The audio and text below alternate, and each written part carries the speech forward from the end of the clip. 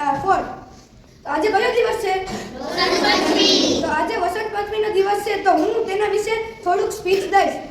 વસંત પંચમીનો દિવસ મહાસુદ પાંચમના દિવસે ઉજવવામાં આવે છે. વસંત પંચમીનો દિવસ જે મા સરસ્વતીની પૂજા અને આરાધના કરવામાં આવે છે. જો વિદ્યાર્થી મિત્રો તમે સરસ્વતી માતાનું પૂજન અને આરાધના કરો તો તમારી સફળતા અને તમે ધાર્યું પરિણામ તમને મળે છે. તો આજે હું સરસ્વતી માતાના એક મંત્ર અને એક શ્લોક કહીશ. તો તે શ્લોક આપણે એક દિવસ માટે નહીં પણ આપણે રોજે બોલવું જોઈએ. તો આપણે પહેલા મંત્ર બોલશું, પછી આપણે શ્લોક બોલશું. તો હાથ જોડીને આંખો બંધ કરો.